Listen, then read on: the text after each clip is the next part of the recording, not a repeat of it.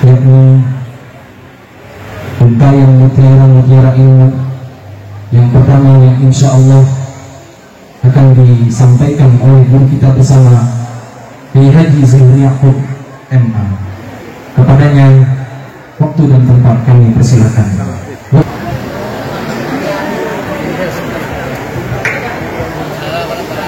Assalamualaikum warahmatullahi wabarakatuh.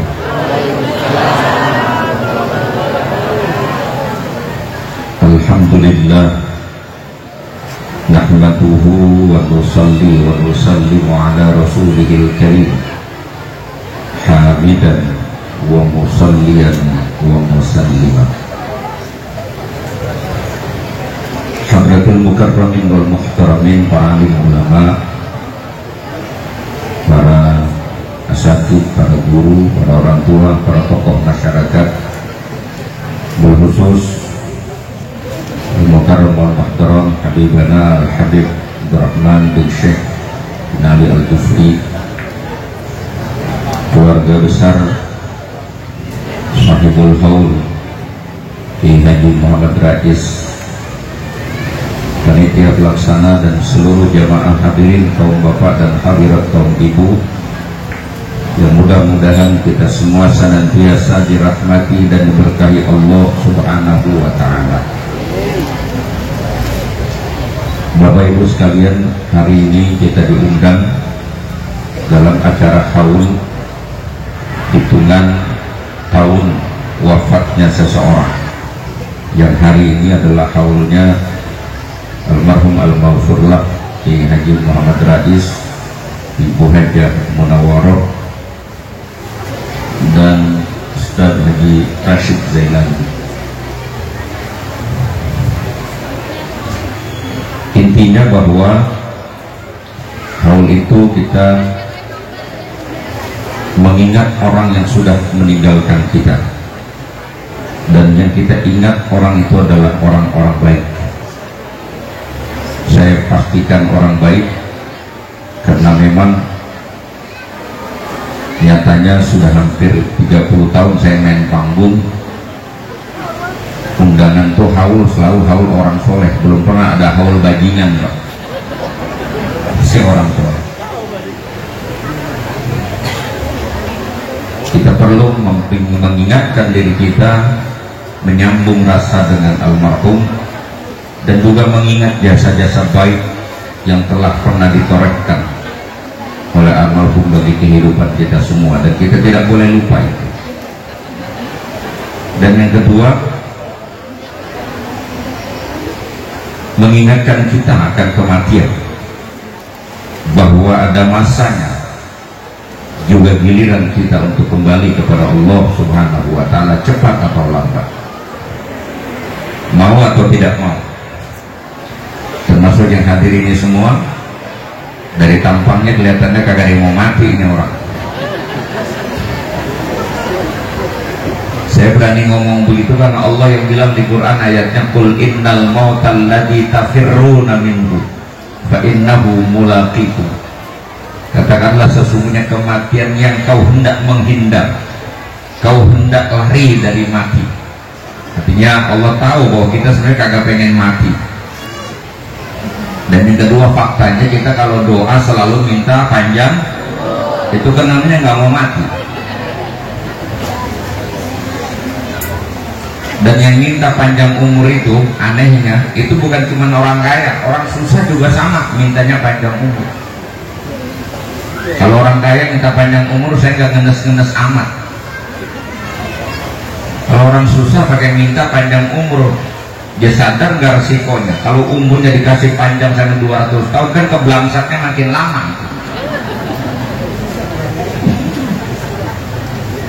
Tapi memang karena kita nggak mau mati, jadi apapun yang ada kenyataannya mintanya panjang. Termasuk aki-aki yang main nenek. Kalau anak muda minta panjang umur masih banyak harapan. Aki-aki main nenek masih minta panjang umur aja, mau kemana coba?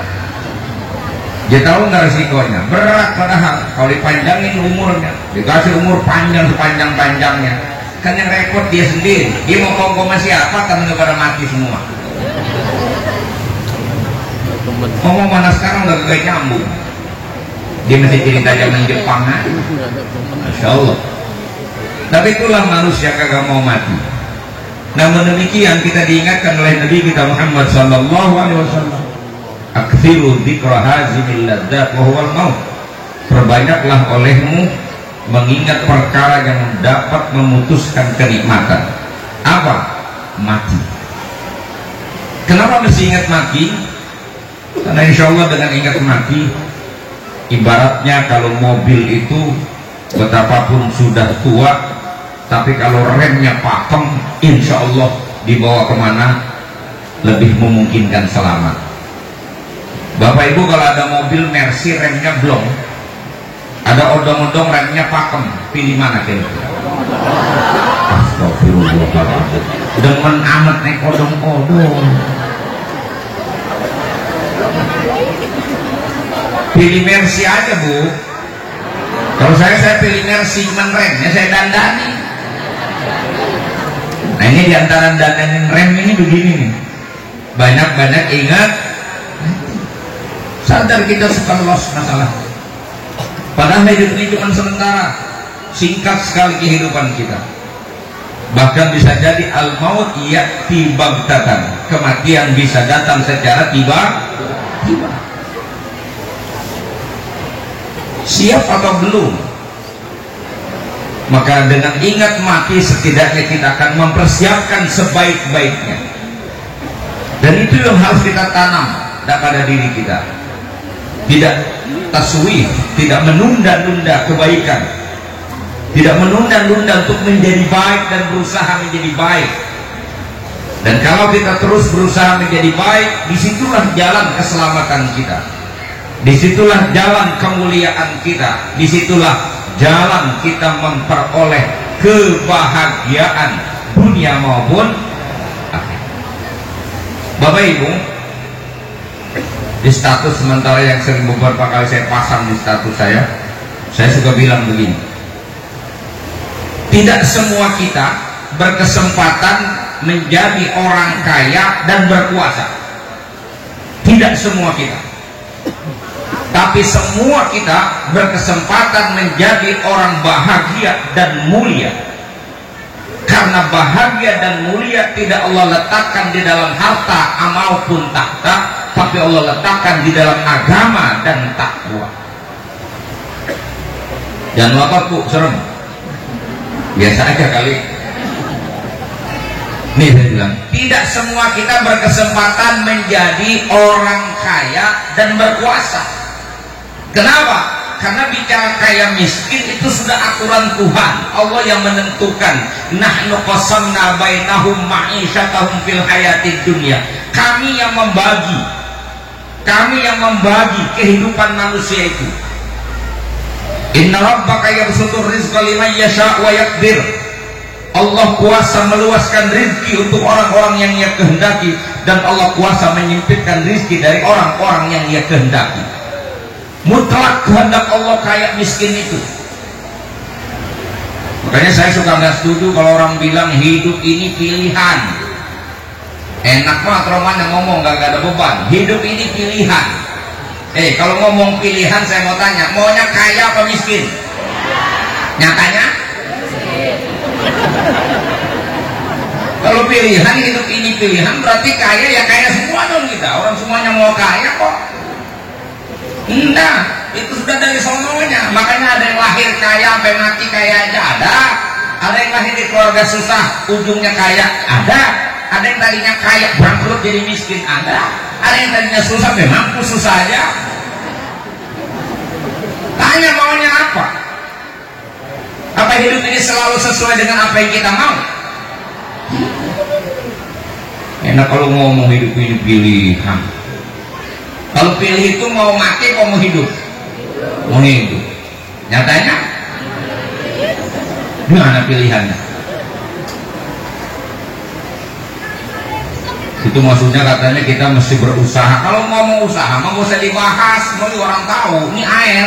Kalau saya nggak ikhtiar untuk saya minum, nggak bakalan. Inilah hausnya saya, mesti saya minum itu ikhtiar. Tapi hakikat yang mewujudkan Air ini adalah Allah, yang punya kekuatan menghilangkan haus juga adalah Allah. Bisa bersandarnya kepada Allah apa kepada air kita ya? Ya kepada Allah. Faktanya hari ini orang bilang kunci sukses itu adalah bersungguh-sungguh. Kunci sukses itu adalah kerja keras. Kalau kunci sukses hidup itu kerja keras, kuli bangunan paling kaya, paling keras kerjanya. Termasuk kerja keras harus banyak mengorbankan waktu untuk ikhtiar. Kalau urusan begitu, orang Madura paling kaya, warungnya 24 jam nggak buka nggak tutup. Betul? Iya, bukan. Kunci sukses itu yang pasti adalah kebetulan. Kebetulan apa? Berbetulan antara takdir Allah dengan ikhtiar kita. Makanya ada yang sungsang sumber, jungkir balik, kaki buat pala buat kaki, siang banting tulang, malam banting dinding, nggak berubah. Adanya usahanya kemana, dapatnya di mana, ada nggak? Dari muda sungsang sumber nyari duit untuk berubah nasib, ternyata nggak kaya, kayaknya mertuanya mati dapat warisan. Ngomong apa nih? Betul. Bisa mau balik kepada poin awal. Tidak semua kita berkesempatan menjadi orang kaya, dan tidak semua kita berkesempatan berkuasa. Ini termasuk yang hadir di sini yang umurnya udah atas 50, apalagi udah 60. Yang 50 aja kira-kira begitu. Ngomongin kekuasaan, saya bisa hampir bisa saya pastikan secara teorinya 99,9% yang ada di sini kagak ada yang bakat jadi presiden. Betul? Kok? Gimana mau jadi nyalonin aja kagak? Nyalonin aja bisa ketar-ketir jadi bakal. Betul? Tidak semua kita berkesempatan untuk menjadi orang yang berkuasa. Tidak semua kita berkesempatan menjadi orang kaya. Tapi pastikan semua kita berkesempatan menjadi orang bahagia dan mulia. Saya mau tanya sama ibu mau kaya apa mau bahagia?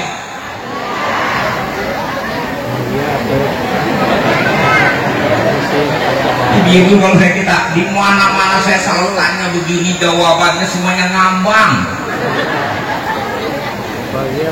Dan yang paling banyak jawabannya adalah dua-duanya.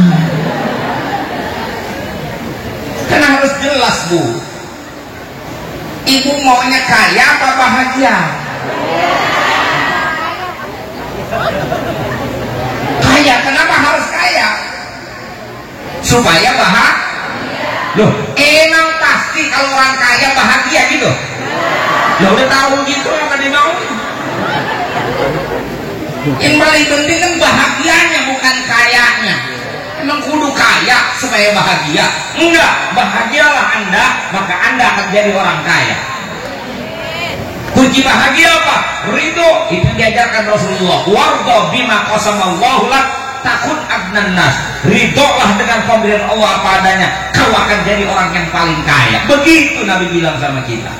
Jadi yang penting bahagia atau kaya? Terus saya itu barang kalau begini. Yang penting bahagia. Karena orang kaya belum tentu bahagia. Siapa yang bilang orang kaya pasti bahagia? Siapa yang ngomong? Setahu saya selama ini yang ngomong orang kaya bahagia, itu yang ngomong orang susah.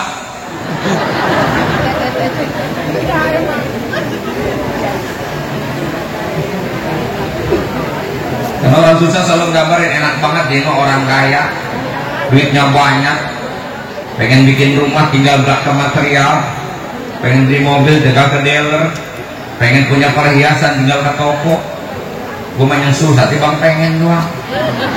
Itu kata orang susah, enak banget jadi orang. Padahal nggak begitu. Orang kaya bisa beli apa saja, termasuk orang kaya bisa bangun rumah mewah. Tapi apakah orang kaya bisa merasakan nyaman di dalam rumah yang mewah itu? Ibu belum tahu aja repotnya jadi orang kaya. Rumah mewah, duit banyak, mobil banyak, mau tidurnya ribetnya minta ampun. Udah ngantuk banget, kudu nyeret-nyeret sendal, ngunci pintu pagar. Habis ngunci pintu pagar, masuk kunci pintu depan. Selesai pintu depan, kunci pintu kamar. Rebah, ingat jendela samping belum dikunci, batal. Betapa tersiksanya orang kaya. Lihat orang susah kalau mau tidur, baru angob sekali doang, angob, dan belum niat tidur, angob nyender aja di tiang pulas. Kagak pakai mikirin ngunci ini ngunci itu, dia mah hidupnya nggak khawatir, aman. Jangankan jendela nggak dikunci, pintu depan sampai ke belakang bablas, ngablak, kata orang Betawi bilang mah, ngablak dari depan ke belakang. Udah bertahun-tahun nyatanya nggak ada maling masuk.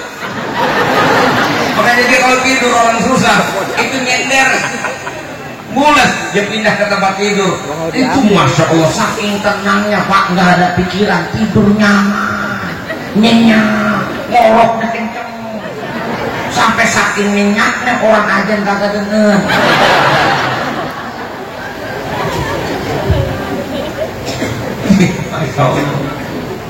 Bu, saya kenapa ibu-ibu mulu saya sasar?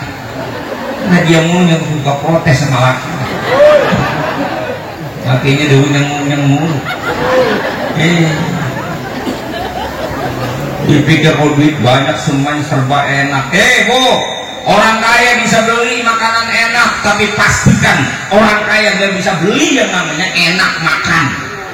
Kata tuh, orang kaya bisa beli makanan enak karena duitnya banyak, tapi orang kaya gak bisa beli yang namanya enak makan. Enak makan bukan milik orang kaya, enak makan itu milik orang sehat. Tahu sendiri badan kalau lagi sehat. Jangankan makan kacang goreng, biji asam kita kalau tak gurih. Betul. Orang kaya bisa beli makanan enak, tapi orang kaya nggak bisa beli yang namanya enak makan. Enak makan milik siapa? Milik orang lapar. Tahu sendiri kan kalau lagi lapar makan apa juga. Sekarang saya mau tanya, yang lebih sering lapar orang kaya atau orang susah? Nah, bersyukurlah jadi orang susah, dekat sama bahagia.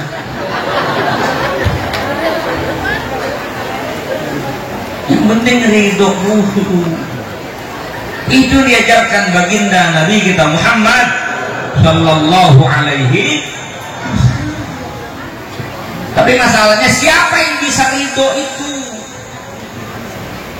Nggak lain kecuali orang-orang yang benar-benar imannya benar, akidahnya benar, dia punya rasa yakin, sehingga ketika dia mendapatkan kelimpahan dia bisa bersyukur, ketika dia dalam kesusahan dia bisa sabar. Itu kan yang dihadirkan Nabi dalam doanya, Allahumma ij'alni syakura waj'alni syukur.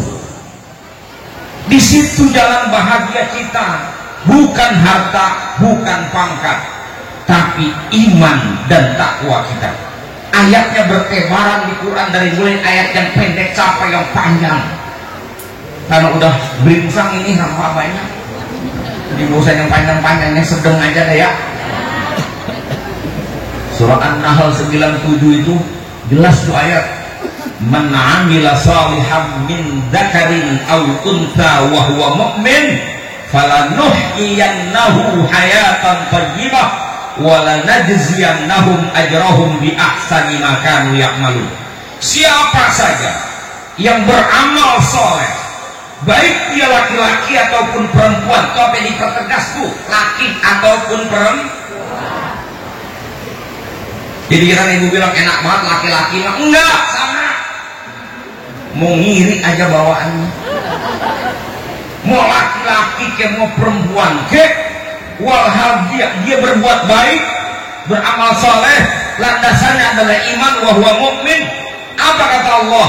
Dua Allah janjikan, falanuhyiyannahu hayatan thayyibah, pasti akan kami berikan kepadanya kehidupan yang baik di dunia ini, wala najziyannahum, dan nanti kalau mereka udah mati, yang kedua, kalau sudah mati Allah akan berikan balasan yang jauh lebih baik dari apa yang mereka lakukan hari ini. Keselamatan kita di sono tergantung amal kita hari ini. Nih beliau-beliau yang kita peringati haulnya, insya Allah telah menunaikan kewajibannya, melaksanakan kewajibannya, telah menjadi orang baik, dan kita mudah untuk hadir kayak begini. Setidaknya kita mengakui kebaikan-kebaikan yang beliau pernah buat. Selebihnya kita mendoakan dan mengharapkan agar Allah terima amal ibadah mereka, Allah ampuni kalaupun ada salah dan dosa mereka, dan Allah tempatkan di tempat yang mulia. Dan itu kemuliaan yang utuh, bukan jabatan itu kemuliaannya temporer, Pak. Ya payah sih, Pak. Temporer, orang dihormati, dimuliakan ketika menjabat. Besok itu udah mantan, jangan sembarangan. Dan kita juga kalau dihormatin orang, jangan buru-buru bahagia. Belum tentu orang hormat karena kitanya. Boleh jadi orang dihormati karena pangkatnya, karena kedudukannya, karena hartanya. Betul? Kita aja kalau lagi banyak duit, banyak yang datang sama kita. Kita lagi bangkrut, nggak ada yang nengok. Nanti selama ini dihormatin orang bukan apanya, dihormati karena uang, karena kedudukan. Hilang tuh. Dalam pendekatan sosiologinya Profesor Dr. Sujatmiko bilang begitu. Manusia seringkali gagal menempatkan manusia pada porsinya sebagai manusia, karena seringkali orang dihormati dan dimuliakan bukan manusianya, tapi pangkat dan kedudukan. Buktinya setelah nggak jabat, hilang tuh hormatan. Yang langgeng itu apa? Kemuliaannya Allah beri. Dan kemuliaan yang Allah berikan kepada manusia itu di mana letaknya? Ketika manusia dengan imannya dia bersungguh-sungguh melaksanakan amal soleh, diterima oleh Allah dan diakui dia sebagai hambanya Allah. Saya mau tanya nih, ini orang semua hamba Allah bukan ini? Hamba Allah bukan ini? Kata siapa? Ngaku dewe. Beda. Kalau Nabi kita Allah yang bilang. Apa ayatnya? Subhanalladzi asra bi 'abdihi. Abdun siapa? Nabi Muhammad. Beliaulah manusia yang paling sempurna penghambaan, dan beliaulah orang yang mencapai tingkat tertinggi hamba di hadapan Allah Subhanahu wa ta'ala dengan kualitas beliau al-insanul kamil, sehingga kemudian mengalami atau diberikan kemuliaan tinggi oleh Allah dengan peristiwa yang luar biasa, yaitu peristiwa Isra Mi'raj. Dan itu dihadirkan di situ bukan sosok beliau dengan nama beliau yang mulia Muhammad, bukan dengan pangkat dan kedudukannya sebagai Nabi dan Rasul, tapi disebutkan jati dirinya sebagai seorang hamba. Itu menjadi isyarat bagi kita. Kalau ingin benar-benar mulia dan dimuliakan, kuncinya adalah bertindak dan bersikap benar sebagai hamba Allah. Kalau ngaku udah alhamdulillah, cuman bandelnya yang belum hilang. Bandelnya yang belum. Ngakunya hamba Allah, tapi sehari-hari hamba setan. Iya kan? Ngakunya hamba Allah, tapi bandelnya minta ampun banget, nurut-nurut. Hamba perut, iya. Hamba syahwat, iya. Tapi hamba Allah, udah tahu Allah bilang yang haram jangan kau masukkan ke dalam perutmu. Bandel, kata dia, yang pentingnya hari gini gak ngomong halal haram, duit setan juga betul. Kan kacau itu. Tapi pengen diakui sebagai hamba Allah. Padahal kalau kita sudah benar menghambakan diri kita kepada Allah, dijamin oleh Allah, dijamin Allah akan muliakan kita, Allah akan angkat harkat martabat kita. Ingat Rasulullah bilang, ihfazillah yahfazka, ihfazillah tajidhu tujahak. Jaga Allah dengan menjaga segala kewajibanmu, keharusanmu ke hadapan Allah. Allah akan jaga kamu. Jagalah Allah dengan menjaga diri dari segala keharaman, maka Allah Subhanahu wa ta'ala akan jagamu artinya Allah akan datang memberikan pertolongannya kepadamu di saat kau sulit. Dan itu hadis ajab. Kemudian dia ada lanjutannya, ta'aruf ilallah firraha ya'rifka fi syiddah. Akrabi Allah dalam kemakmuranmu, maka Allah akan akrabi kamu di saat kau sulit. Jangan dibalik, lagi susah doang pakai teriak-teriak ya Allah, ya Allah. Bagaimana sih ini ya Allah? Ya Allah, ya Allah. Bayang kagak, kok kagak ya Allah. Tunduk dulu. Buktikan kita ini hamba Allah. Karena di situ jalan kemuliaan kita, di situ jalan kebahagiaan kita, di situ jalan keselamatan kita. Ini yang dibawa oleh Nabi kita Muhammad sallallahu alaihi wasallam, dan ini juga yang diajarkan oleh guru kita kepada kita. Kita tidak pernah bertemu Rasulullah, tapi sabda Nabi, teladan Nabi nyampe kepada kita lewat siapa? Lewat guru-guru kita, dan mereka praktekkan itu. Nyatanya apa? Allah berikan mereka kemudahan dan kemuliaan dalam hidupnya. Jadi buktinya kita hawal kayak begini sebagai salah satu tanda. Kita mati belum tentu Pak dihawali. Jangankan orang-orang ingat sama kita, anak kita bisa lupa sama kita. Betul. Kalau kata anaknya, gua gede-gede sama bapak gua, mau babanya gede-gede. Mengapa? Bapak gua kaya tapi pelitnya nggak keturunan. Alhamdulillah sekarang dia udah mati, dananya turun ke gua semua. Ya habis, dia lupa sama bapaknya. Tuh bayangin. Makanya orang kalau masih diingat sama anaknya, diingat sama murid, ya tanda. Itu tanda dunia yang bisa kita lihat. Dan di akhirat itu urusan Allah. Dan Allah sudah janji, wala najziyannahum ajrahum bi ahsani ma kanu ya'malun. Paham sampai di situ? Paham? Ya paham sih, paham. Gak cuma susah emang jalaninnya. Buat jadi hamba Allah tuh kagak gampang emang. Kalau begini sih alhamdulillah kayak orang bener semua. Makanya ayatnya bunyinya begitu, ya ayyuhalladzina amanu, wahai orang-orang yang beriman. Ini orang semua kan? Ya saya ingin mempertegas saja, karena ada manusia tapi tampilannya setan, ada. Wahai manusia, manusianya bukan manusia sembarangan, amanu, yang beriman. Dua tuh udah dapat kita, manusia, kemudian kita dapat hidayah, kita orang beriman. Alhamdulillah. Apa yang Allah panggil kita, khitabnya itu apa? Allah bilang, ittaqullah, berusahalah terus membangun ketakwaanmu kepada Allah.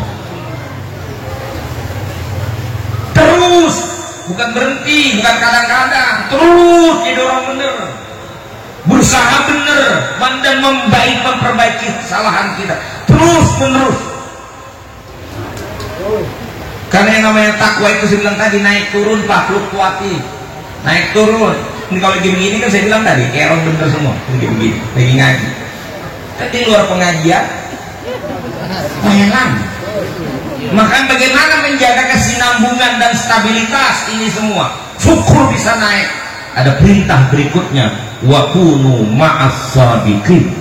Hiduplah kamu bersama orang-orang yang benar iman mereka, bukan yang palsu imannya, yang benar kata Allah. Siapa mereka itu? Di ayat lain Allah firmankan, innamal mu'minuna alladzina amanu billahi wa rasulihi thumma lam yartabu wa jahadu bi amwalihim wa anfusihim fi sabilillah ulaika humus shadiqun. Sesungguhnya orang-orang yang beriman itulah orang yang benar-benar beriman kepada Allah dan Rasulnya. Thumma lam yartabu, kemudian imannya itu tidak ada unsur keraguan. Mereka tidak ada ragu pada diri mereka. Dan itu dibuktikan pada poin berikutnya, wajahadu, dan mereka berjuang, bersungguh-sungguh, berkorban untuk Allah dan Rasulnya, bi amwalihim, dengan mengorbankan harta mereka, wa anfusihim, dan jiwa raga mereka, fisabilillah, di jalan Allah. Itulah kata Allah yang aku maksud dengan orang-orang yang shadiqin itu. maka jangan jauh hidupmu dari mereka, dekati. Lebih spesifiknya bahasanya adalah dekati orang-orang alim, dekati orang-orang soleh. Kita ini orang awam yang banyak kan nggak tahunya daripada tahunya, maka dekati orang alim, sehingga kalau kita nggak tahu kita bisa nanya, kalau kita salah bisa diingat. Ini udah bodoh, udah awam, gaulnya orang tolol, bego bareng gitu. Entah satu metro mini nyolong neraka. Udah tahu ibadah kita kayak orang anyang-anyangan. Tahu anyang-anyangan? Ada kepengen kadang-kadang, kalau kepengen kadang-kadang. Anyang-anyangan namanya. Masya Allah. Dekati orang yang sudah istiqomah, orang-orang yang hobi hidupnya ibadah. Tiada hari tanpa ibadah, tanpa gerak, tiada gerak tanpa ibadah, tiada tarikan nafas kecuali ibadah. Dekati mereka, sandingkan mereka, bersamai mereka. Ini udah malas ibadah kumpul, namanya malas samanya. Dari mulai kongkoh ketemu dengan orang ajan, terus aja kongkoh. Apa yang ajan pulang dia belum juga datang, apa yang ajan balik lagi dia masih kongkoh aja. Kagak ada yang ngerti. Pergi kemana-mana, ke Cianjur, ke Bogor, begitu jalan pulang sampai di Ciawi bilang perutnya lapar, ngomong sama temennya, tanki miring. Kata sopirnya, iya ini namanya jalannya udah kagak jelas nih, abu-abu. Berarti lapar kita ini. Yaudah, kita mampir makan di rest area. Makan di rest area. Kata temen yang satu rada mendingan dikit ini sebenarnya, masih inget. Mumpung mampir kita sholat aja dulu di kalian. Kata temennya yang sama-sama goblok nih, udah goblok malas lagi katanya. Udah antar dari Cirodong keburu. Ada yang begitu tuh. Giliran makan mampir, giliran sholat entar di Cirodong keburu. Padahal makan juga kan keburu di rumah. Mana bininya udah masak. Kenapa giliran makan kudu mampir? Giliran sholat nunggu di rumah. Cadong nggak itu? Kalau dengan ahli ibadah kemana-mana dia jalan udah siapin pakainya serba bersih. Takut ngapa-ngapa di jalanan, takut kena najis, dia bawa sarung. Yang ibu-ibu kemana-mana pasti bawa mukena. Itu ada pikirannya, ada pikiran ibadah. Apalagi berangkatnya sama ahli ibadah, amal hidup kita. Inilah dinamika hidup yang kita jalani hari ini. Jangan sampai kita hanyut tanpa punya pegangan dan tanpa ada yang mengingatkan. Kuncinya adalah dekati orang soleh, membersamai orang baik. Bahkan Imam Ibnu Athaillah Sakandari bilang, la tashab man la yunhiduka ahwaluhu, man la yunhiduka haluhu, wa la yadulluka 'ala Allahi maqaluhu. Jangan kau membersamai hidupmu itu dengan orang-orang yang kelakuannya tidak membangkitkan rasamu untuk dekat dengan Allah, dan jangan kau membersamai orang-orang yang ucapannya tidak menuntun kamu ke jalan Allah. Cukuplah kita punya kenal dan teman orang-orang tertentu, tapi akrabi orang-orang yang perilakunya bisa membuat kita menjadi baik, yang ucapannya bisa mengingatkan kita kepada Allah Subhanahu wa ta'ala. Jelas? Jelas? Paham? Karena udah jelas, udah paham, terima kasih, mohon maaf. Wassalamualaikum warahmatullahi wabarakatuh.